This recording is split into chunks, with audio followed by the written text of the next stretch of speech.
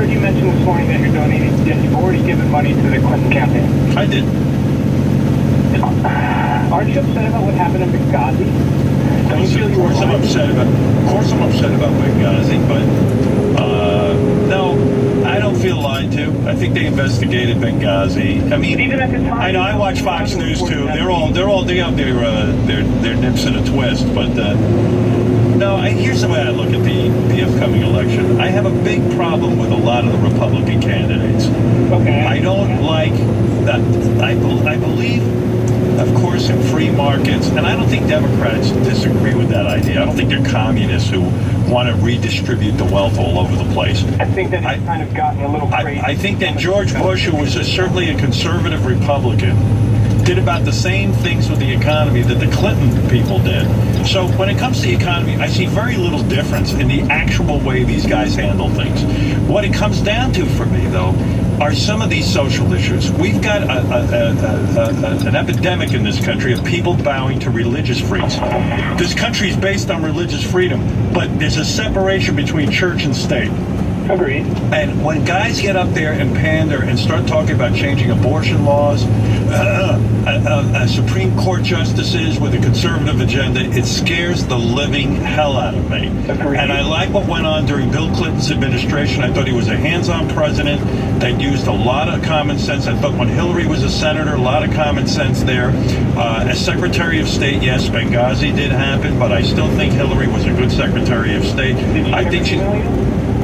You know what?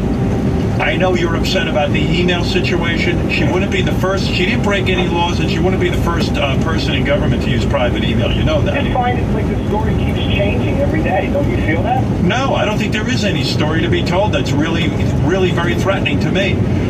This idea of reversing abortion is threatening to me. I remember what it was like before abortion was legal, and the only people who could get abortions were rich people. And I don't like the anti-gay agenda of the Republican right. It's sickening to me. If you want to marry... Leave me alone. I don't want to marry anyone but my wife. Fuck you. Rollo, you cocksucking traitor. Talking to a traitor. Why am I talking to a traitor? Why are you spending so much time talking to a traitor? Is any candidate perfect? No. But here, I'll tell you what I don't like. Listen to what's going on. You think this country's enlightened? Here's some woman named Sandy Rios. Now, I guess she's got a radio show or something, or who is Sandy Rios? She works for the American Family Association. All right. Oh. This is the religious right, the ones who the Republicans are bowing to. This woman works for the American Family Association, which is a bullshit association. She's saying homosexuality might have caused the Amtrak disaster. Boston is a gay rights activist who previously lived in San Francisco before moving to New York. Talking about the train conductor was a gay rights activist. Now, I am not saying that, I am not inferring to those of you that are gay rights activists and who like to monitor the show, I'm not inferring that this accident happened because he was gay, but I do think it's an interesting part of the story. Go ahead. And you can bet it will be edited out. I would say this, I know of at least one situation, and I don't know if this relates to Brandon in any way, but when people are going through some confusion that has to do with the very core of who they are, like, for instance, someone I know who was a pilot for a very large airline started taking hormone shots to change genders and put his entire plane at risk because he had an emotional, angry outburst to something that happened. And he was suspended for a very long time and then reinstated. I don't know, but I think it's something to be discussed. And I think it's a factor, and I'm doubting you'll hear it anywhere else. Listen to me. What she's saying is, she's afraid to really come out and blast away. What she's saying, like heterosexuals don't have any issues. And wasn't that last big plane crash caused by a heterosexual guy who had been dumped by a woman? It does. Oh. So maybe we should all become homosexuals based on that. So, I mean, this is the kind of crap. Here's a guy. This is a guy. Who's Bill Koenig, guys? A conservative reporter. A conservative reporter. Who is he reporting for? Let me look it up. Hold on. All right. This guy is blaming the California drought on God being pissed off about homosexuality?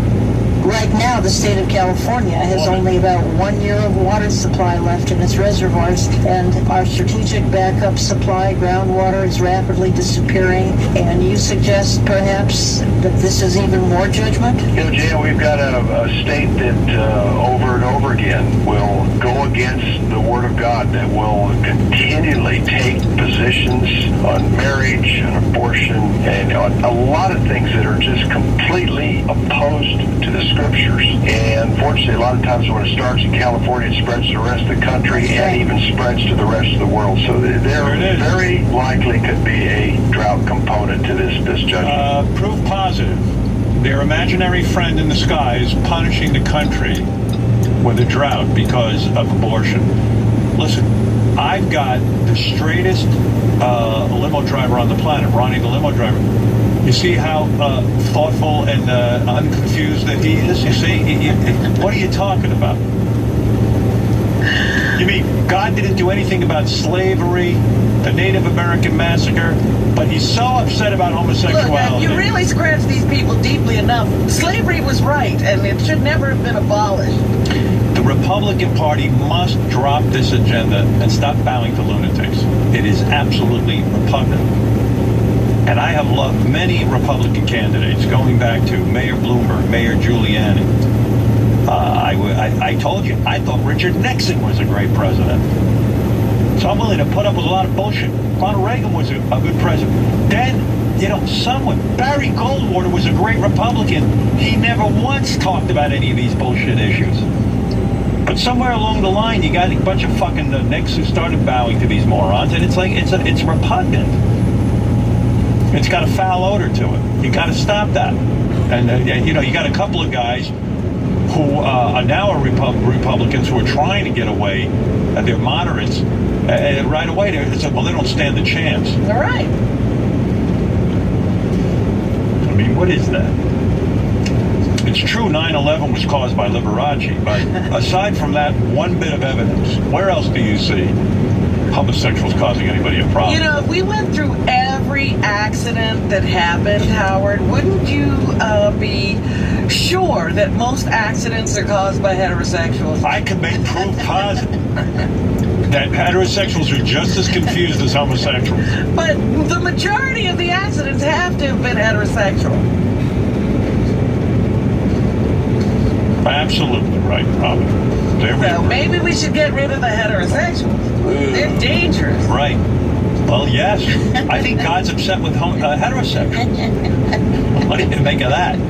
What if that's the case? You know, there's another report. What if God's up there saying, these gays, they're pretty gentle people. They make jewelry. They love beauty. The beauty, they're arts. Creative. They're kind. Love musical. Yeah, so they take it in the ass. But these heterosexuals, my God, Hitler was a heterosexual.